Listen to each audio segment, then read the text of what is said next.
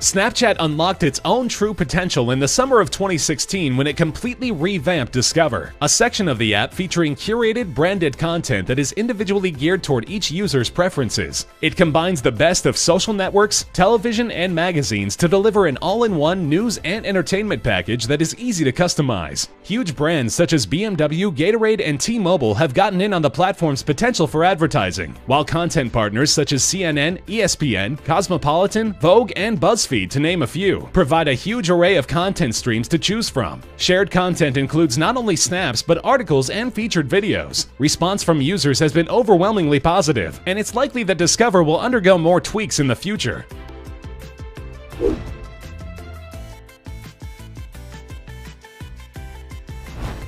Since advertising has become big business on Snapchat, the company has come up with a number of ways to keep track of its users' demographics and to determine the reach and impact of its partners' advertising campaigns. It has deals with the famed market research firm Nielsen and its British counterpart Millward Brown to keep track of the app's usage in the North American and European markets. Also, Snapchat is making an effort to connect its Discover content partners with Comscore, a market research firm that specializes in online analytics. Getting Comscore numbers would allow these partners like Cosmopolitan, BuzzFeed, and ESPN, to name a few, to include Snapchat in their pitches to advertisers. This makes it easier for these advertisers to understand the reach of their online presence and can result in higher income for the partners and bigger business for Snapchat.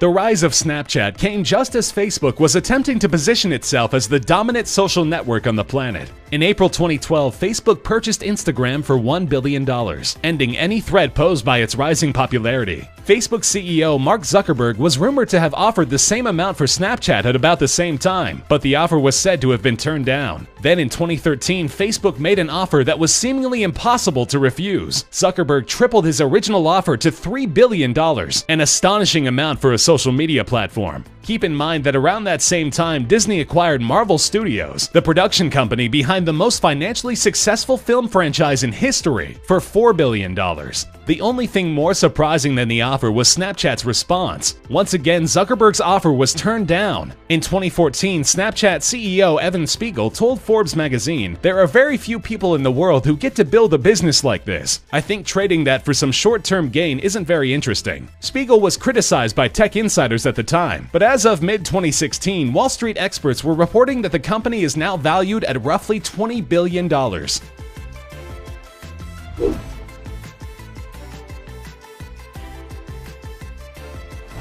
Twitter was founded in 2006 and has grown into one of the more dominant social media platforms. By the number of active daily users, it was second only to Facebook for years. But amazingly, after being in service for only 4 years, Snapchat was able to overtake Twitter in 2016. With each new round of funding, Snapchat seems to be able to greatly boost its user base. Because its interface and features are modern, streamlined, and intuitive, it's very appealing to younger social media users, something Twitter's own CEO acknowledges that his app struggles with.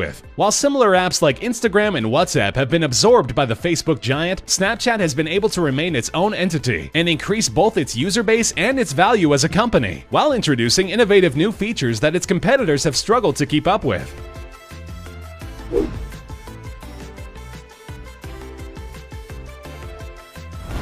Overall, Snapchat's statistics are incredibly impressive. The company is poised to rake in nearly $1 billion from ad revenue alone in 2017, and its growth does not seem to be slowing down. In fact, the chances are that you have Snapchat on your smartphone. 20 to 25% of all smartphone users in developed countries do, and 30% of all millennials who regularly use the internet also use Snapchat daily. And while YouTube may still be king for now, Snapchat users view 10 billion videos every day on the app and spend an average of 30 minutes every day in Snapchat. It may have had humble beginnings as an ignored iPhone app with only a handful of users, but smart branding, wise business decisions, and an instinctive feel for the youth market have helped transform Snapchat into a social media juggernaut.